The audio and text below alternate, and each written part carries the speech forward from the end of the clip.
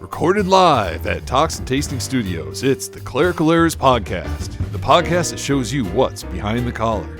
Let's go.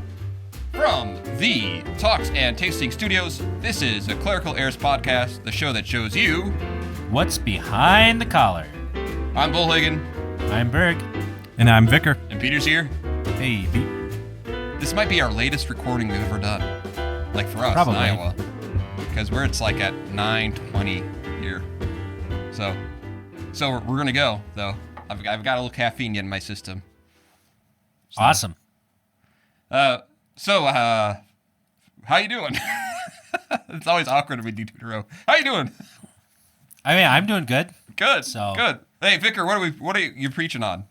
I'll be on vacation at this point next time when this releases, so I'll You'll be be doing at some sort of a catechetical conference? What do you... Yeah. I CCLE, it's a classical conference, so yeah, I'll be learning stuff, and then after that, gonna go to the blessed land of Minnesota to, be awesome there. In repose, of course. I imagine, like, it'll be interesting to see how your conference goes. Because I imagine the classical conference and the people there, the fun part is the evenings. Yeah, That's where the real good discussions come out. Yeah, I'm bringing my wife and my son along, so I don't know. We'll see how much we'll be discussing with at night. Right. So I know the first night they actually have a Gemütlichkeit, so that will be fun. So the St. Paul's kids went and toured the seminary in St. Louis on a trip, and Abby made sure to ask the director of the tour guide, the tour guide guy, hey, do you guys do Gemütlichkeit here? And he's like, no, what's that? So she told him, well, the other seminary does Gemütlichkeit, and it's awesome. So to the listener, there are some listeners who have no idea what you're talking about. I certainly don't. Okay. Well, Berg, what's Gemütlichkeit German for? Oh, you have to ask that. But it's a Friday, kind of a happy hour at the seminary. It's a family gathering where... Isn't the beer donated? Or do you have to pay for it? Sometimes the groups sponsor it. Sometimes the seminary club will. But you do put in a couple dollars to rent a cup. You can't buy beer there, but you rent a cup. Oh. And then, right? Yeah. Beer. That's not what you want to hear at a soccer game, though. Yeah, so... They don't wear cups in soccer. Like karate, maybe. Gemütlichkeit is a German language word used to convey the idea of a state or feeling of warmth, friendliness, and good cheer. Other qualities encompassed by the term include coziness, peace of mind, and a sense of belonging and well-being springing from social acceptance. So, dear listener, when you listen to this podcast and you feel accepted and warm and cozy, you are feeling Gemütlichkeit. Isn't that what we've tried from the very beginning to kind of have with this podcast, actually, if you think about it? I think so. always wanted to make people feel like they're kind of part of the room and our discussions. But it is a wonderful thing at that seminary with the whenever there's visitors, they can partake in it, and right. They see that this is the culture here. We like our coffee after chapel, and we like our beer on Fridays, and to me, that's part of the seminary experience too. Yeah. It's like if you just go to class and do the schoolwork, and that's all you do, you're missing out. You know what I'm saying? Mm-hmm. Indeed. That's if that's all you do, dare I say you might be lost. Oh. So, which then gets us into Trinity 3. All right, Vicar. So we'll be using the readings from Luke chapter 15, the parable of the lost sheep and the parable of the lost coin. You could have used the parable of the prodigal son, but Trinity did that last year, so... Right. And Berg and I we disagree about something about that text anyways. I mean, I just disagree with a lot of people, so. This one, I think it might just be kind of in my nature, so. I think the most upset my mother has ever been is when I tried to explain my explanation of that. But we won't get into that. I am the favored son. So Luke chapter 15, 1 through 10. Now the tax collectors and sinners were all drawing near to him, and the Pharisees and the scribes grumbled, saying, This man receives sinners and eats with them. So he told them this parable. What man of you, having 100 sheep, if he has lost one of them, does not leave the 99 in the open country, and go after the one that is lost, until he finds it? And when he has found it, he lays it on his shoulders, rejoicing. And when he comes home, he calls together his friends and his neighbors, saying to them, Rejoice with me, for I have found my sheep that was lost. Just so, I tell you, there will be more joy in heaven over one sinner who repents than over 99 righteous persons who need no repentance. Or what woman, having 10 silver coins, if she loses one coin, does not light a lamp and sweep the house and seek diligently until she finds it? And when she has found it, she calls together her friends and neighbors, saying, Rejoice with me, for I have found the coin that I had lost. Just so, I tell you, there is joy before the angels of God over one sinner who repents. So, by the way, if anybody has tendencies towards ADHD, that second parable really hits home because we leave stuff in weird places. Vickers noticed that with me already, right? Yep. Like, where's my phone? And it's on a coat rack somewhere. Or do you have any examples? Your tablet, you do the same thing. Right. Yeah. Set it by the bathroom. Yeah, I just said it, everything's strange because I don't do it without thinking. Anyways, so obviously this is about forgiveness of sins and how Christ seeks out the lost and he came to save sinners and how heaven rejoices over one sinner who repents. So what I like about how these parables work is because right after this, as you mentioned, we do have the prodigal son. So you have, the shepherd who seeks out the lost sheep. You have the widow searching the lost coin, and then you have the father waiting. Anyways, but what are we gonna do with that text, Vicar? Well, it's hard not to really meditate on that good shepherd aspect of having, because you can tell the people you have a good shepherd who searches for you when you're lost. And, that when you are lost, you weigh heavier on Christ's heart when you're lost than on his shoulders when you're found.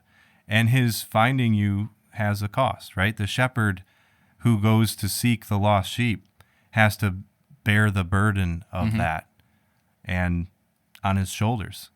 So, you could think about this. He's talking to the shepherds of Israel who weren't doing their job.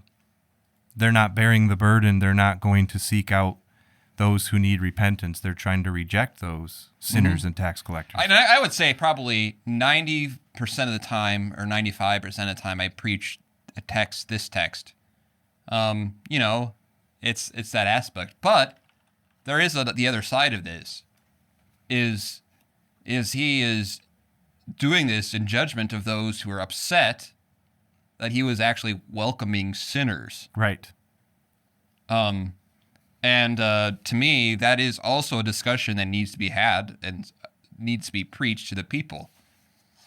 When you talk about how we are actually seeking sinners, and how, in a sense, perhaps we forget that purpose and we forget that there are people who need this, and how heaven rejoices over a sinner who repents. How we like to seek revenge, and we get upset with someone who hurts us, and I've seen people mad at someone, they don't even care if they're saved or not. They're so, you know what I'm saying? Yeah. But to say that, every soul is important. Yours is, obviously, but there's many others who are also that you forget about. It's like the coin in the house. Every coin is precious, and every sinner is precious and needs repentance and to restoration. Right. So it could be like if someone doesn't have the clerical errors NFT, for example, their life is incomplete. What do you have to add for us, Berg? Well, I think there's a lot of ways you could go with this. You could talk about what does repent in this context mean? Mm-hmm. Because the word repent is used differently in the Bible. Sometimes it just means contrition, but here it means both contrition and faith. Mm-hmm. Right? Mm-hmm. You can talk about...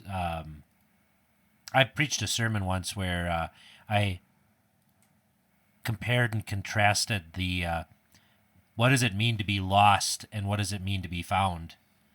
And to be lost is to be dead, because a lost sheep is a dead sheep. They cannot protect themselves. They will die eventually,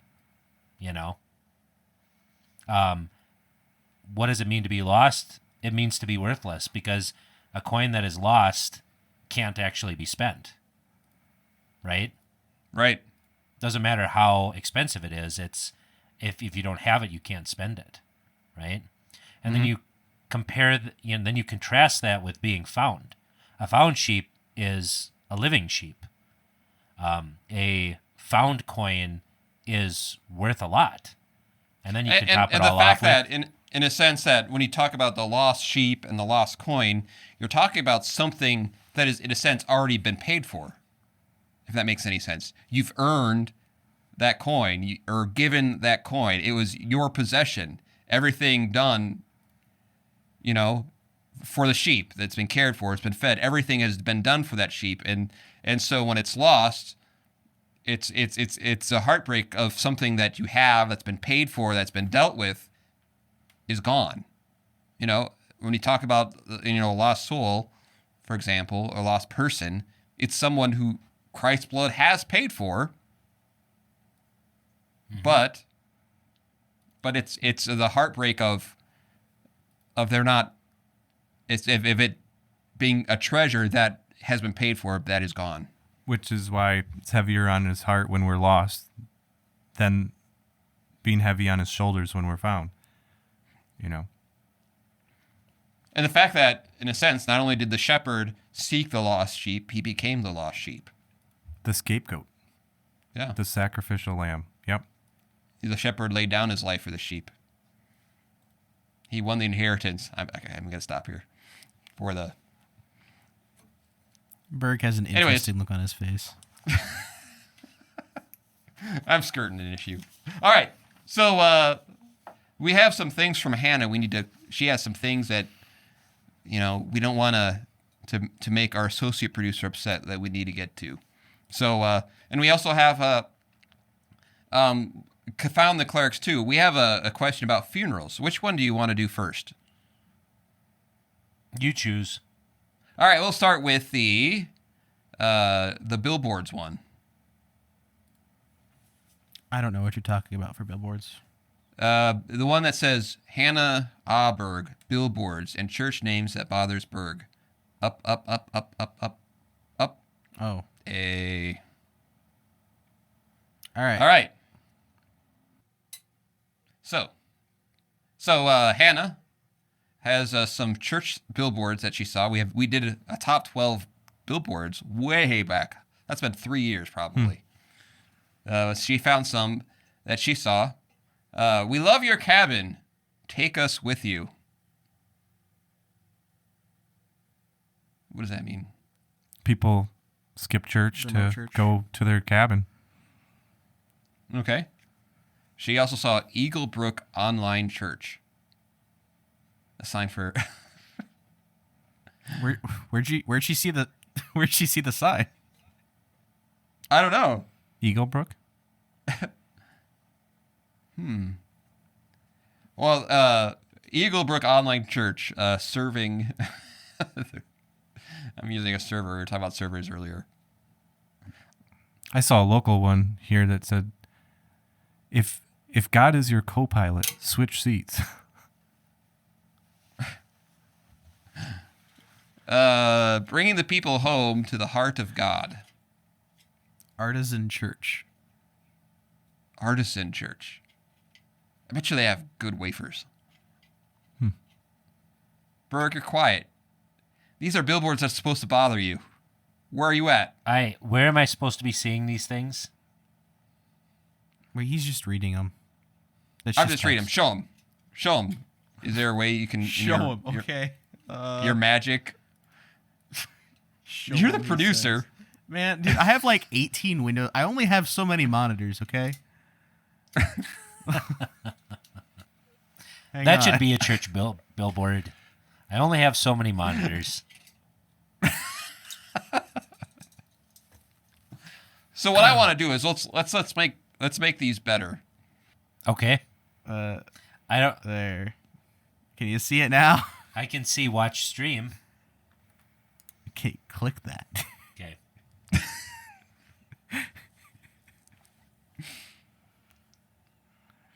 Are you there? Yes. Can you see it? I can. We love your cabin. Take us with you. I believed in you, Peter. All right. So which one of these bothers you the most? We love your cabin. Take us with you. I think enjoy is the one that bothers me the most. Oh wait, that's not a billboard.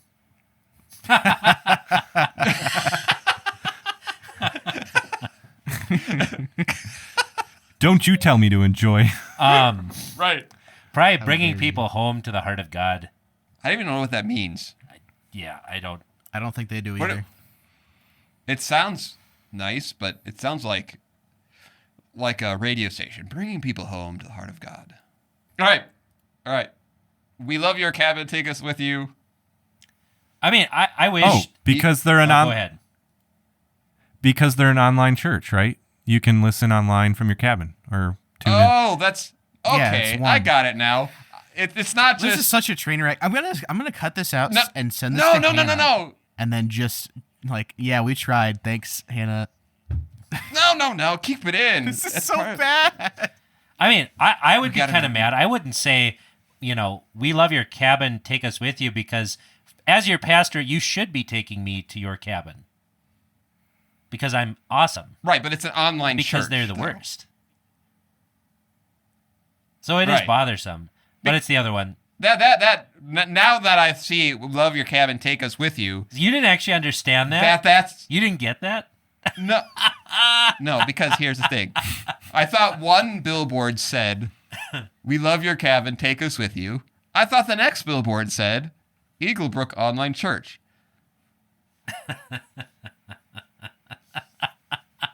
And then the last billboard says, enjoy, Hannah. Oh, boy. All right. Oh, so well, online church is dumb. Bringing people home to the heart of God. It sounds like you're visiting a giant, and they've got like there's these little people who have like a house in this giant's heart. It's just kind of gross. And what's an artisan church? What's an artisan church? It's probably artesian. Oh. No, that's the defunct PC build company. Hey, the Is two it people like that got that. Thank you. So it's like, is that like a well? Who knows? They have a well? What is it? Artesian Yeah, well? there's artesian wells. It's probably some fancy thing. I don't know. Too fancy for me. Are you sure it's not artisan? It's absolutely artisan. Artesian is spelled different. I tried. So it's like Probably. a hipster church? Like It's probably paint your life with the colors of God or some kind of nonsense. They're probably saying stuff like that all the time. Dollars to Donuts, there's a coffee shop in it. Yeah. And probably a paint studio. All right. I need to investigate this further. All right. No, Yes. not all right. This Absolutely. is so bad. This may I be wanna the worst go- I segment want- we've ever done. But I want to go to the Artisan Church website. I got to figure out what that is. You want to see what the pastor... How do you find that? Just what she Google looks like? Artisan Church? Like, what do you want? Artisan Church. Well, she's in the Minneapolis area, I believe. All right. Screw it. Yeah. We don't need good content. Let's do Okay, this. so we're going down the rabbit hole, right? Right. I Okay. mean, Hannah put a lot of work behind this email. Did she though? Where do you think this pastor, where do you think she's from or went to school? Oh, you found the website. Yeah. you're Oh, right. coffee I shop. found it. You nailed it. Coffee shop. I nailed it. Hipster with a hat. They have one picture. This is the picture they have. And look at that. That's great marketing because it's all these cute girls surrounding this one dude. Right? Yeah, right. Right. Sunday gatherings. Their front page on their website is a photograph, like an actual old school photograph. Yeah, it looks weird. It looks like the 80s.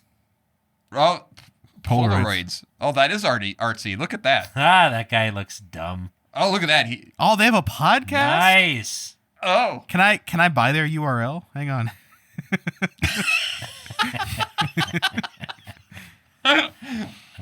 Blaine, Minnesota. No, Oh. Man, that guy's into it, though. Look at that. He's into it. He's way more What do you authentic. think he's saying? It says watch on YouTube. I like the athletic cut shirt. Yeah, this is great content, Peter. I told you this would work. You're right, man. They got. Oh, wait. Boy, was I wrong.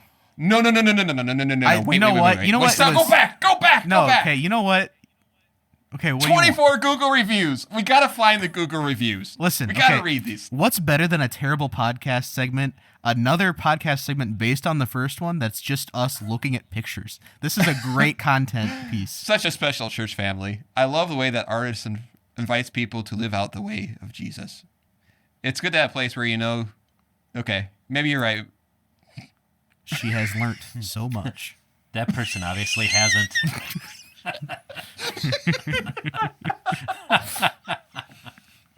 All right. So, okay.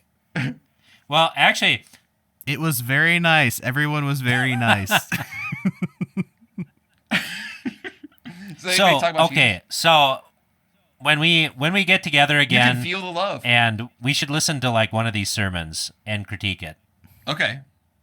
All right. That by the may way, be an acceptable segment. Okay. So does that mean we're not gonna go to the Eagle Grove online church? It's almost like an Anarchy A they have though, isn't it?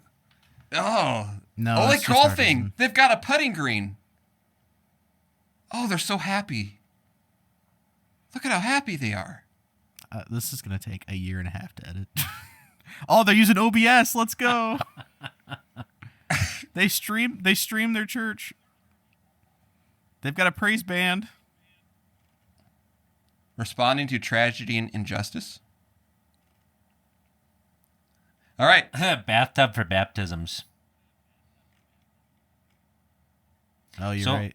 That's not a bath. That's like a hog trough. That's a feeding trough. Yeah, but then you can't trough. say don't throw baptism with the bathwater. They earned some. Oh, look at why are they all like in the back of a truck? Hey, look, it's their media guy. Because it's hipsterish. Oh.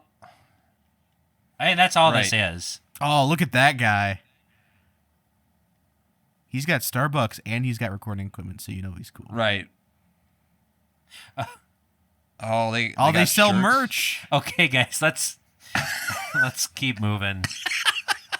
No, we're committed at this point. Are you kidding? We can't get off of this topic now that we're on it. Listen, have you ever heard of a sunk cost fallacy? Because I sure haven't. We need to dig deeper into this. Hang on. Yeah, we really need to move on. So yeah, we will continue to look at this church and critique their sermons. That would be amazing. So. All right. Thank you, Hannah, for the fantastic content. We hope we did it justice. Anyway, the next question. We have a question on a funeral. Hello, everyone. Thank you for your discussion on angels. I wasn't here for that. Berg spoke about it extensively, but the segment was still good to hear because pop culture tells us a different story. This brings me to my next comment. I'm wondering if you think COVID killed funerals. I have heard more frequently since COVID, no service for so-and-so or private family service for so-and-so.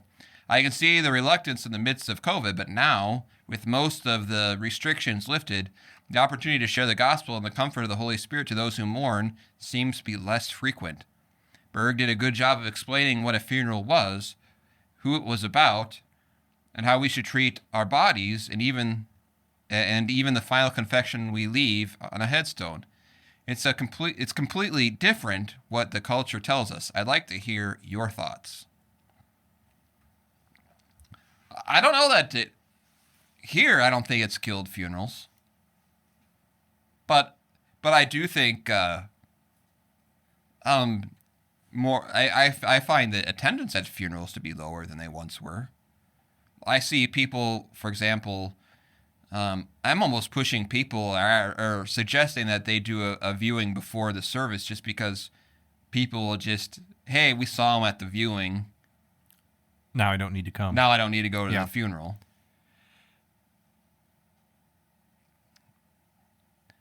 Berg, this question was kind of directed towards you. I've already said a lot on this topic, but in a way, I think I think COVID has accelerated the demise of funerals in a lot of ways, just because most people in our culture don't view funerals as being about the proclamation of the gospel or the proclamation of the law, because, that person died, right? I mean, so they don't see it primarily as a church thing. They see it more as a private thing, which is why, most pastors get a lot of flack for funerals. When, I know of guys who have had to deal with people who, as they were going out to the cemetery, that they would play Dad's favorite song, Highway to Hell. Yeah, Vicar, don't do that. But that's the thing. This is why, funerals are not only emotional, but when people have the idea that, well, it is, it's primarily to celebrate the life of so-and-so, and therefore we should have Hawkeye colors and, disco from Dad's favorite era.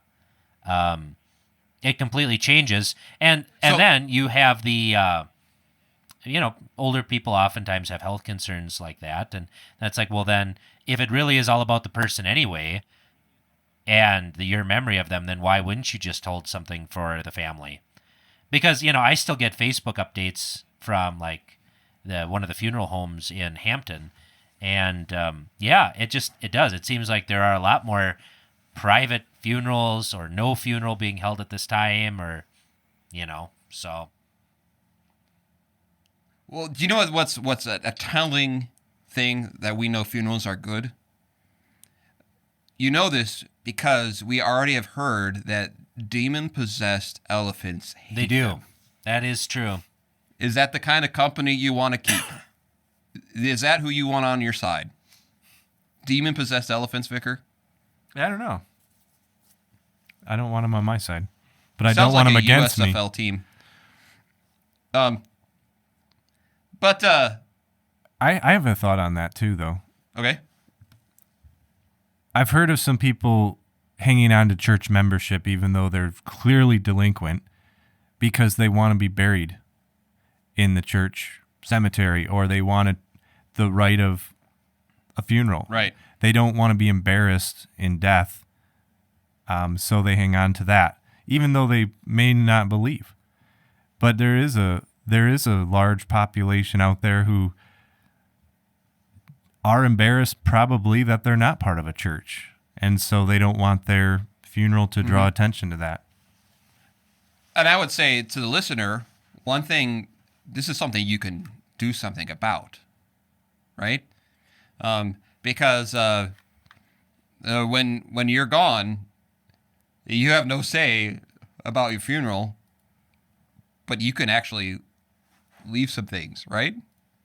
Like, we have a sheet here because what happens sometimes is you have a faithful member who doesn't have any relatives that are part of a church, and they want to have their funeral, and all of a sudden everyone's a pastor and they know what a funeral should look like or sound like. And you have a sheet. This is what their wishes were. Yeah, these are the hymns I wanted. This is the text I wanted. These are hymns from our hymnal. Right. This is passages from the Bible that meant a lot to me. And even if you can say that's not like it's set in stone, like they're planning, this is what everything's going to be. But you can, it kind of it protects that, because I imagine to our listeners, their funeral is important to them. Well, don't keep that quiet. Make sure I mean, we care about what kind of things are. We spend a lot of time planning our wills and who gets what. Well, this should be important to you too, and you should make sure that is well known and that you even have a record of that at the church. Somewhere. This should. Okay, Peter, write it down. We should actually look at Lutheran wills sometime. That could be a segment down the line. But yeah, and I think too, it's very helpful to write that stuff out because as more and more people have unbelieving children, they may not allow a funeral to happen in the church. And I think the church has the duty and the obligation to the deceased to proclaim law and gospel and to also thank God for all the good that that person was permitted to give and to receive. One of the most satisfying, I won't say it's satisfying and not in a revenge type of way, but it almost feels that way. I had a situation where a dear member passed away, and the family, she didn't have any children, she just had some siblings, and the family said, we're all busy, let's just do a graveside thing. And he said, well, I'd like to have a service for her, because every time I would see her, she would talk about wanting to be in church because she couldn't go anymore.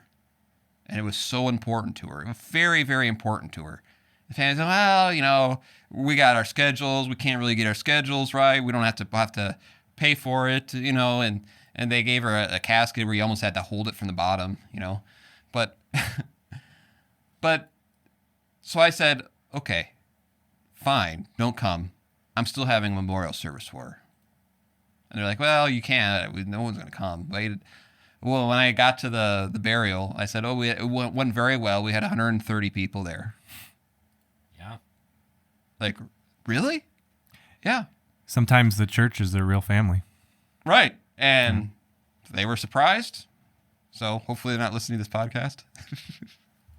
But to me, there's nothing that says you can't do a service for one of your members. The body wasn't there.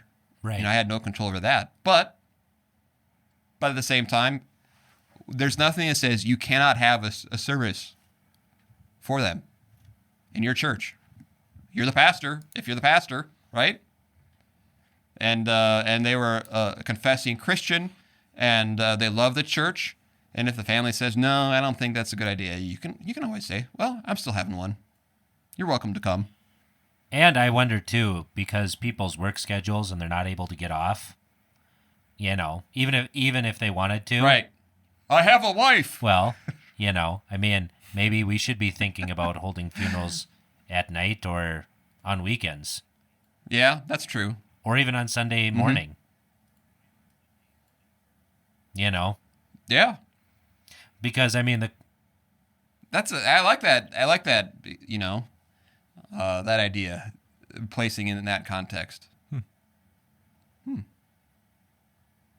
Hey, maybe I'll shake things up. I like it. And I think too, I've always had a problem with the visitation because there's no place for us to really preach the gospel. In Minnesota, there is. They would always have a service in Minnesota, but like in Iowa, you would go and care for the family beforehand, but then there really wasn't anything. And I think that's a shame, really. Yeah. So get rid of visitations, bring back the funeral.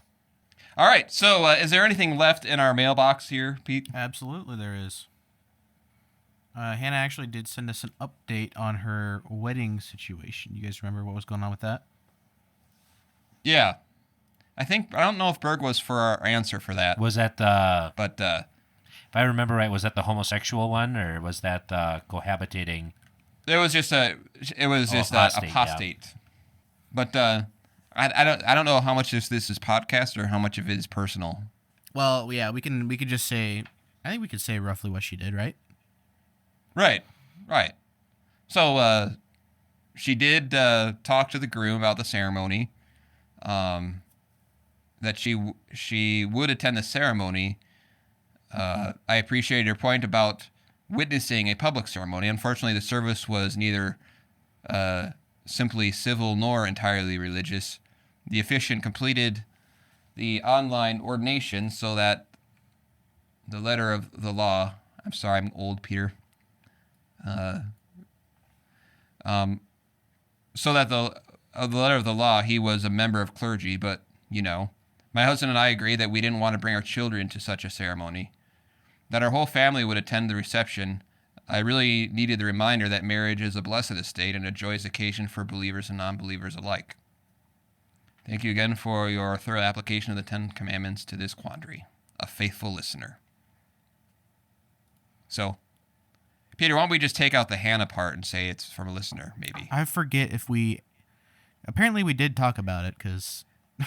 We talked... So what it is, I didn't just tell who it was, and at one time I slipped up and said Hannah. Oops. Sorry, Hannah.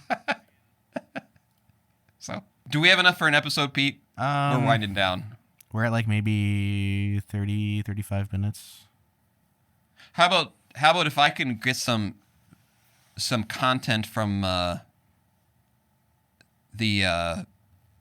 either I can get some content from the district convention, or I can get a copy of my interview. We got more here, but this is all we got for today. We're all running out of gas.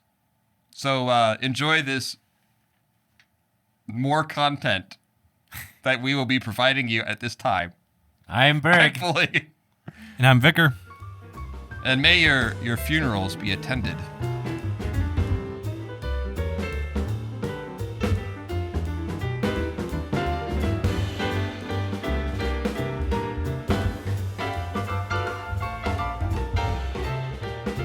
Now give me an intro as though you are about to play your podcast. All right, so I was on a podcast interview, and I thought you'd like to hear the interview. Thanks, Bullhagen. What podcast were you on, man?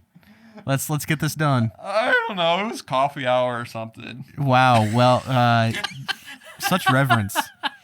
Surely they won't have an issue with us playing this on our podcast as well.